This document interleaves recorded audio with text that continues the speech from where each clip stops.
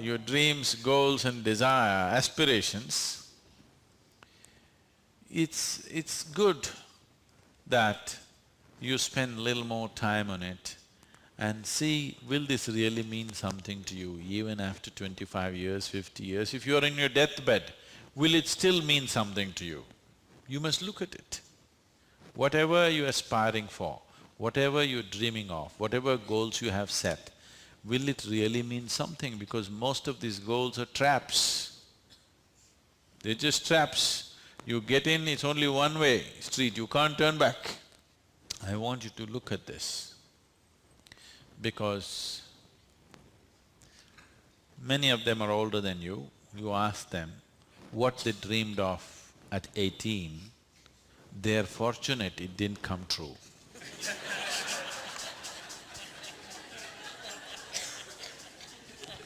Yes or no? If everything that you desired and dreamed came true in your life, could you live with it? Fortunately, many of those things got filtered and never came true, isn't it?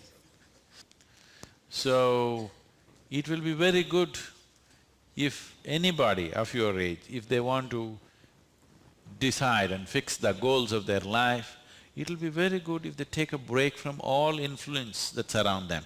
Social influences, family influences, other influences, withdraw somewhere, that's why an ashram.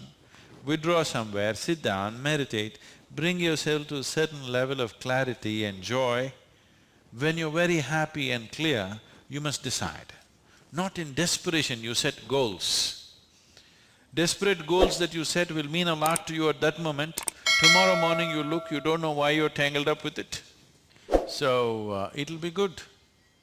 If you're fixing your life, it's best that you do it when you're very, very peaceful, happy and clear-headed, isn't it? Not influenced by anything around you, simply by yourself. Sit and decide what is it that you really want to become in your life. What is it that will be of enduring value for you, not for somebody else, for you. And you don't have to build a personality for that, you strive for that. The necessary persona will come. You must understand what a personality is. The word personality comes from the word persona. Persona means in Greek, or in Latin, I'm sorry, is a mask. This is a mask that they used to use in old theaters. Now the same people will be playing many roles. Let's say Ramayana is happening. You have to play Rama's role also and Sita's role also and Lakshman's role also. For everything there's one mask. You hold this mask and speak like Rama, keep it down. Hold this mask and speak like Sita, keep it down. Hold this and speak like Hanuman and keep it down. This is how the plays were done.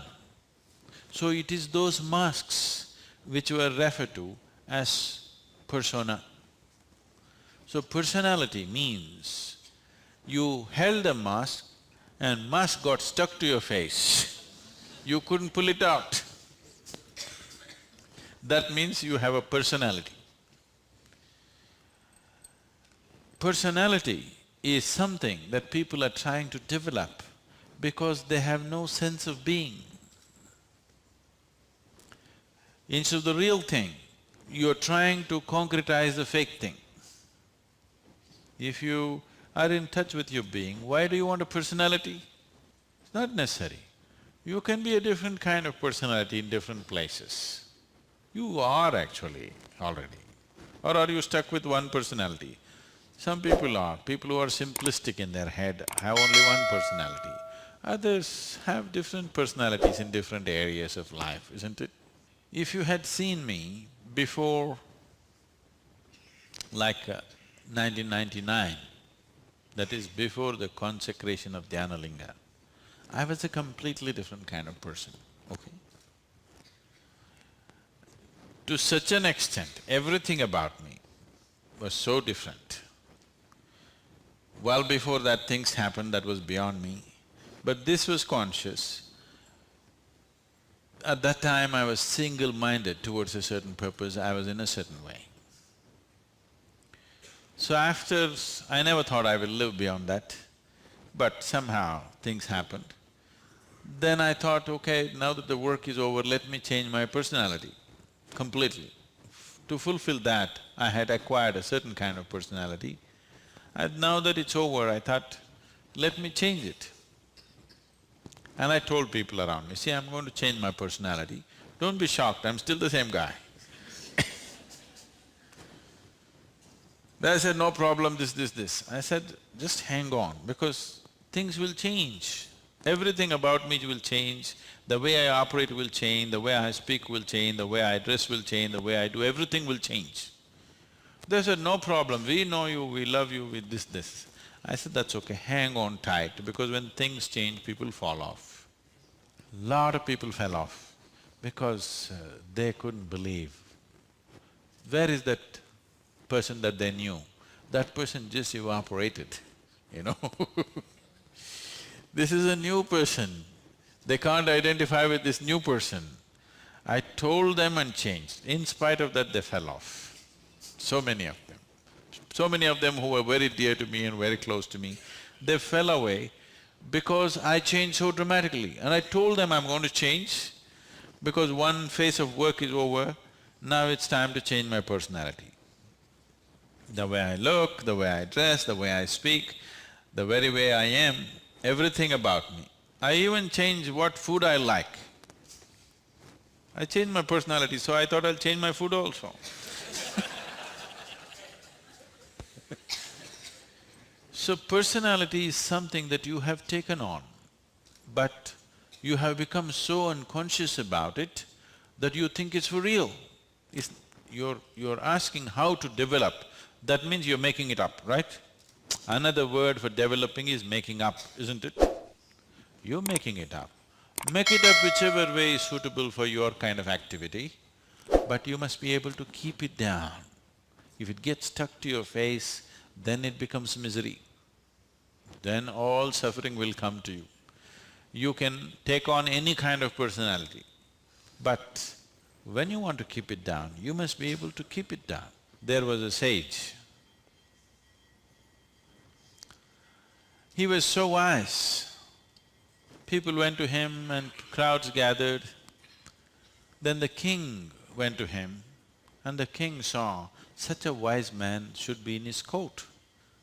So he told the sage, you must come and become my chief minister, because a wise man like you shouldn't go waste sitting under a tree.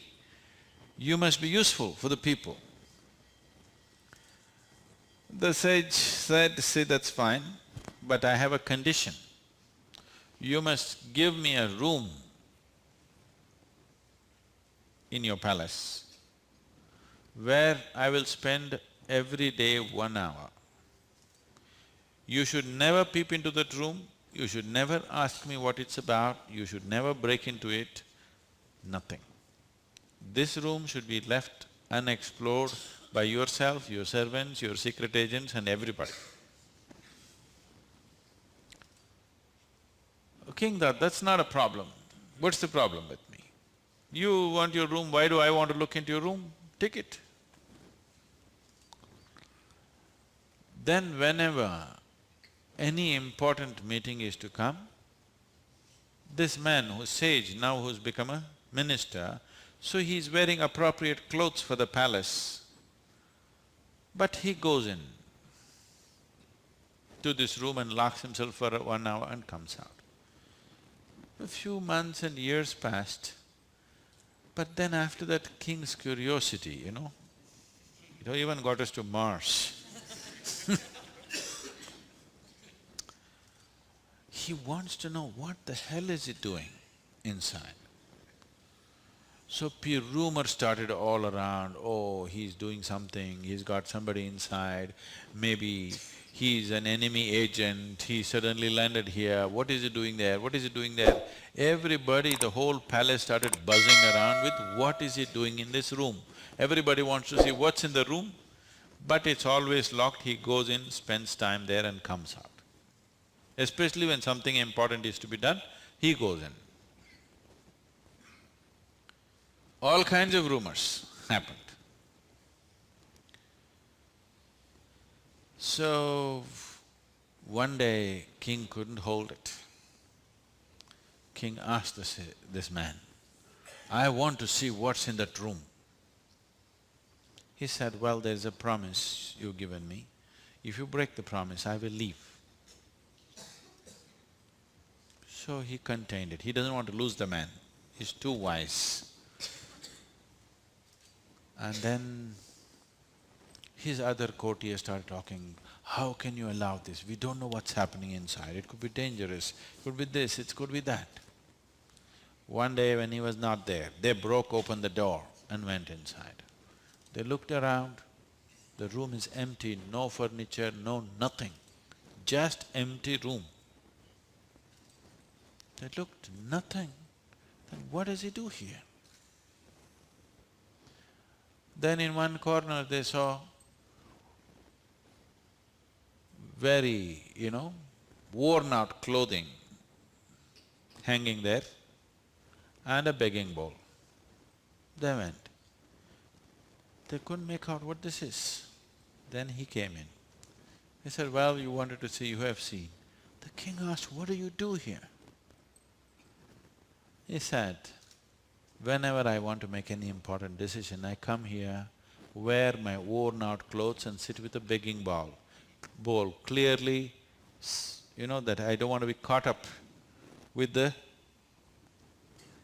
all the things of the palace. I want my wisdom not to be lost in these clothes and in this jewelry and in this stuff. So I come here, wear those clothes, sit with my begging bowl, make the decisions and then come out. Now you've broken the promise," and he left. So, this is what meditation is for you. Every day when you sit, you strip yourself down. You don't have to do anything about it. If you sit there simply, see, anything that's made up needs constant support from you, isn't it? See, suppose you tell a lie. It needs constant support to keep it up, isn't it? But if something is true, you can even forget it, but it's still there, isn't it? You understand what I'm saying? If something is true, even if you forget it, it's still there, no problem.